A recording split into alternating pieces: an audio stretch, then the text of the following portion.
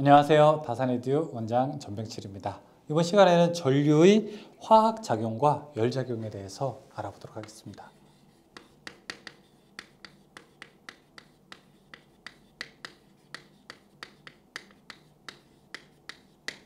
최근에 전기차 이런 얘기 많이 나오게 되면서 사실 배터리에 대한 인식이 예전보다는 훨씬 더 넓어지고 그 다음에 이제 유용성도 커지게 되었는데요. 이제 배터리는 비단 전기차뿐만이 아니라 여러분 휴대폰이라든지 아니면 노트북 이런 것도 있고 이제는 뗄래야 뗄 수가 없는 것 같습니다. 그래서 전기가 어떤 일을 하냐라고 하게 되면은 전 시간에 봤던 열을 내는 열작용도 있지만 그리고 전기가 어떤 유도작용, 전기 자기장을 만드는 유도작용도 있지만 자, 지금 배우는 화학작용이라고 하는 것도 전기에서 아주 중요한 작용이 되게 됩니다. 전하를 어떻게 하면 좀 축적할 수 있을까? 어떻게 하면 조금 더 밀도가 높은 전지를 개발할 수 있을까라고 하는 그런 개념들은 바로 이 화학작용 안에서부터 시작된 겁니다. 그래서 문제에서는 중간중간 어떤 화학식을 물어보기도 하지만 실제로 그런 것은 아주 일부에 지나지 않고요. 여러분들이 전체적인 개념들, 화학이 이렇게 되는구나, 전기 용량은, 배터리 용량은 저렇게 표시를 하는구나, 저게 바로 저런 식에 의해서 생기는 거구나 라고 하는 것을 알아두면 좋을 것 같습니다. 계산하는 것은 너무 이렇게 크게 신경 쓰지 마세요. 여러분 특히 일회독 하시는 분이라면 어떻게 공부하라고 했어요? 팔짱 끼고 드라마 보듯이 조금 이렇게 삐딱하게 보셔도 아무 관계 없습니다. 엉덩이로 공부하듯이 그냥 앉아있으면 됩니다. 아셨죠? 자, 문제 가볼게요. 1번 전류의 화학작용입니다. 그림 보시게 되면 그림에 자, 이러한 물통 같은 게 있고요. 거기에 CuSO4라고 되어 있죠. CuSO4가 바로 황산구리입니다. 황산구리에다가 이렇게 구리판을 2개 넣은 거예요. 황산구리 용액을 넣고 구리판을 2개 이렇게 넣었습니다.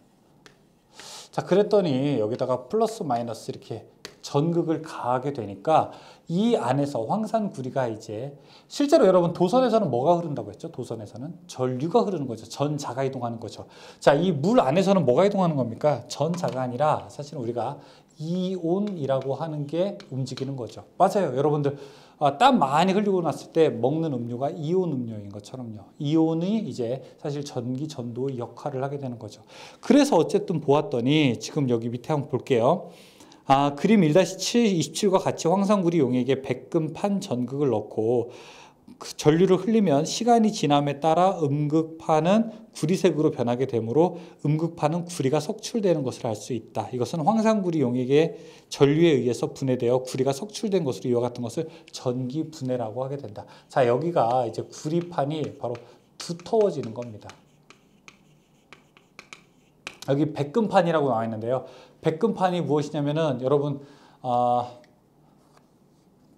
기억나시나? 칼카나마, 알아철리 이렇게 기억나세요? 그거? 이온화 경향이라고 해서 이온이 가장 잘 되는 물질부터 이렇게 순서대로 가게 되는 거. 그렇죠? 이온이 잘 되는 물질을 넣었을 때 이 구리 부분이 두터워지게 되는 거고 이것을 우리가 전기 분해라고 하게 됩니다. 이걸 거꾸로 하게 되면요. 사실은 도금이 이제 되는 겁니다. 도금. 우리가 금반지나 음반지, 구리 같은 걸 하는 도금이 되게 되는 겁니다. 거기 보시면은 극의 변화라고 되어 있어서 음극 쪽은 전자를 받아들여서 CU 구리가 되는 거고요. 그 다음에 양극 쪽은 이제 구리를 뺏기게 되는 겁니다. 그래서 중요한 거는 자, 이렇게 황산구리 용액에다가 백금판을 넣고 전지를 연결하게 되면 플러스 마이너스가 있는데 음극판 쪽은 어떻게 되냐라고 물어보게 된다면 구리가 두터워진다 이렇게 대답을 하면 됩니다. 아셨죠? 자, 그 다음에 패러데이 법칙이라고 나와 있는데 이게 무슨 얘기냐? 다시 한번 제가 이런 이야기를 해볼게요. 여기 우리가 물통에다가 플러스 마이너스 전극을 넣고 그 다음에 이제 여기다가 전기를 가해줘 보겠습니다. 그러면은 순수한 물은 어떻게 됩니까? H2O가 되죠. 자, 이 순수한 물이 전기 분해에 의해서 무엇과 무엇? 수소와 그 다음에 산소로 이렇게 분해가 되죠. 그렇죠? 수소와 산소로 분해가 되죠. 자, 이제 만약에 제가 수소와 산소가 총 얻는 양을 W라고 하게 되면 이 W를 우리가 석출량이라고 하게 되면 물질을 보다 많이 석출하려면 어떻게 해야 될까요? 전기를 여기 많이 얻고 싶어요. 수소환수를 많이 얻고 싶어요. 그럼 두 가지 방법밖에 더 있습니까? 전기를 세게 하는 방법과 시간을 오래 끄는 방법.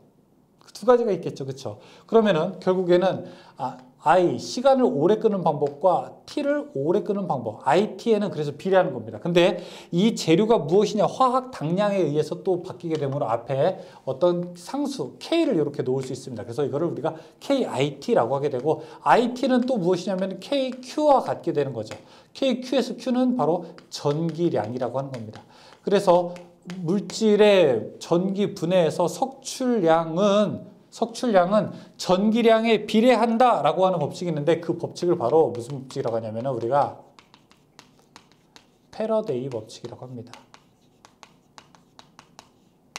패러데이 법칙. 그 밑에 전지라고 되어 있죠.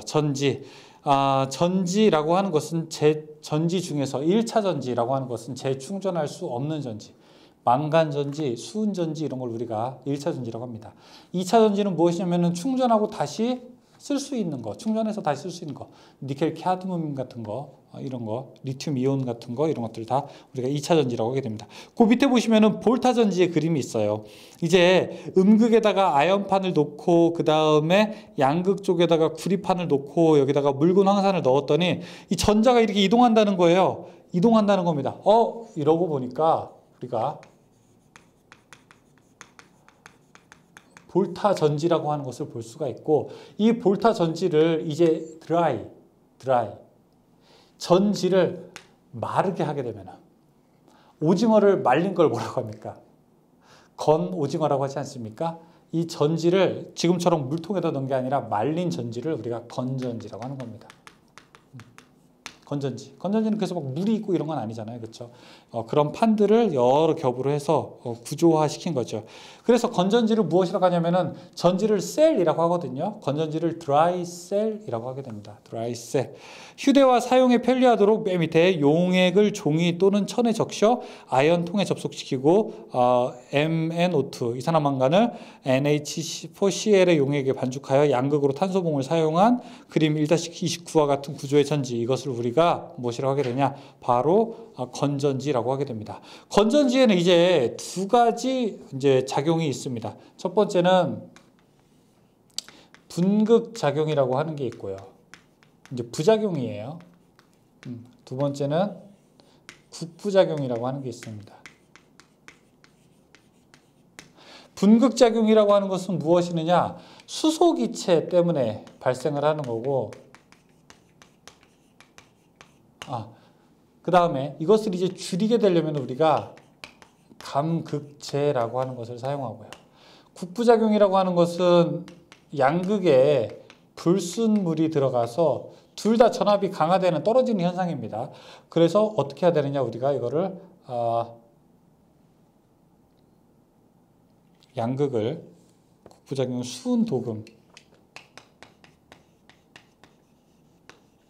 수은도금한다, 이렇게 할 수 있습니다. 그래서 분극작용을 줄이려고 하는 재료가 뭐냐라고 물어봐요.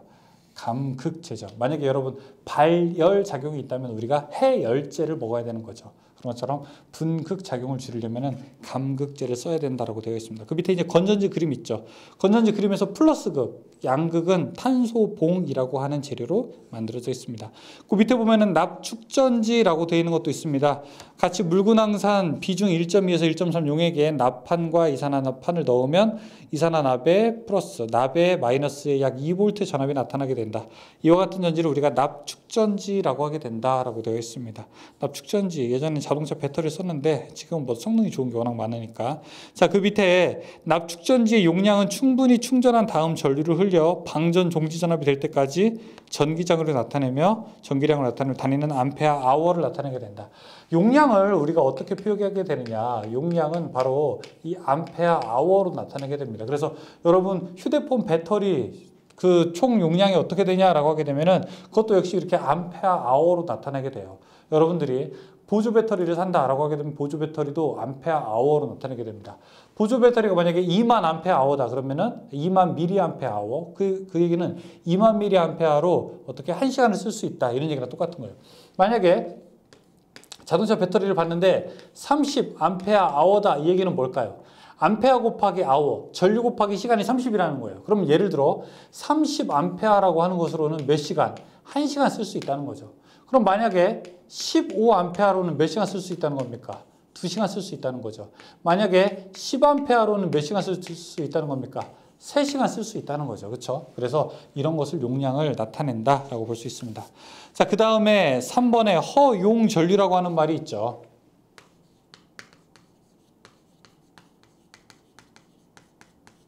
자, 어떤 전선이 이렇게 있다고 해보죠. 이 전선이 있는데 이 전선에 허용전류가 17A다라고 하면 무슨 뜻일까요? 허용전류가 17A다라고 하게 되면 그거 무슨 뜻일까요?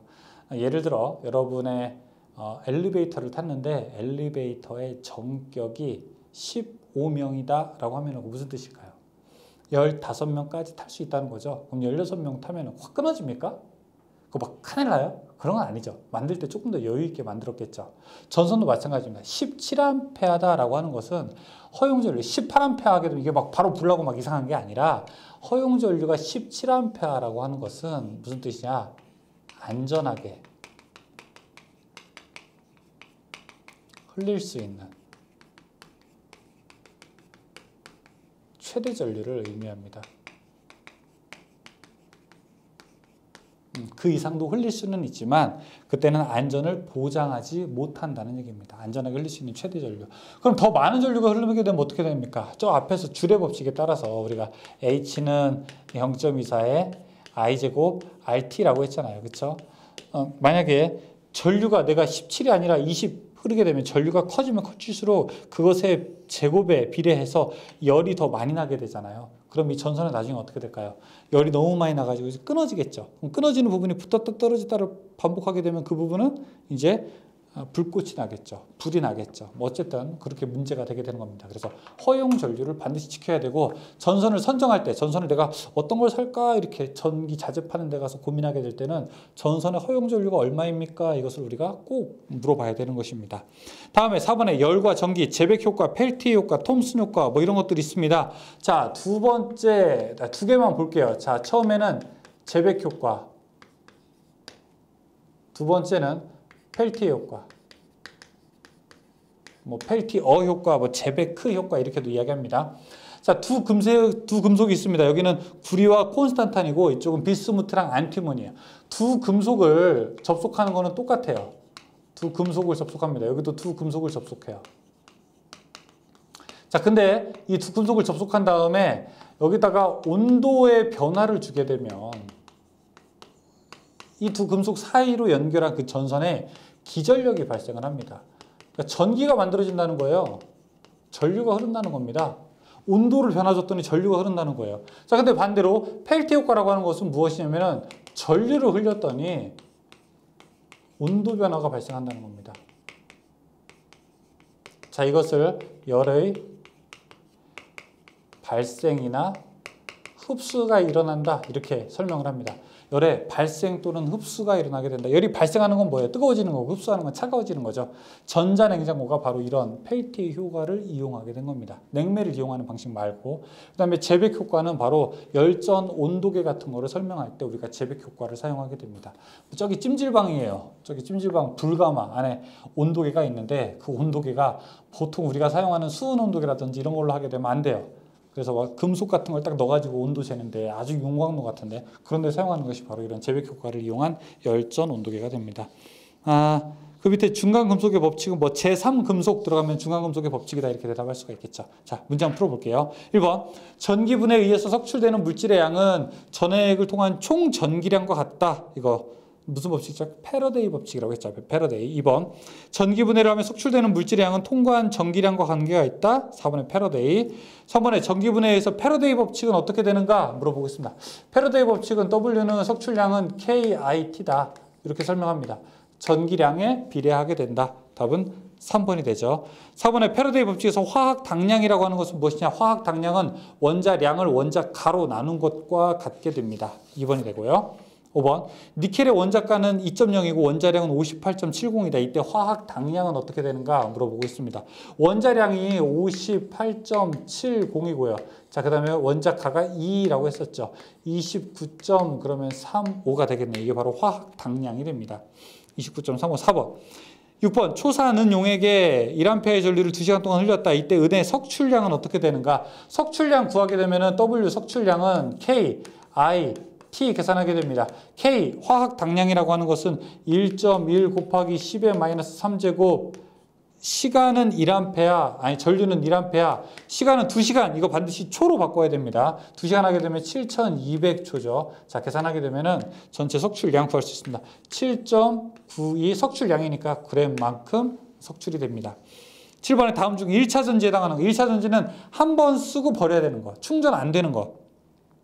2번에 납축전지, 3번에 니켈 카드뮴, 4번에 리튬이온 이런 것들은 2차 전지 충전해서 다시 쓸 수 있는 거죠. 하지만 1번 망간건전지는 안 되는 거죠. 8번 전지의 전압 강화 원인으로 틀린 것은 무엇이냐? 국부작용, 자기방전, 성극작용 이런 것들은 다 전압이 내려가는 기본적인 원인이 됩니다. 그런데 2번에 산화작용은 아닙니다. 산화와 환원작용을 통해서 사실 전지가 기본적으로 동작할 수 있는 화학적 원리의 토대가 되는 거죠.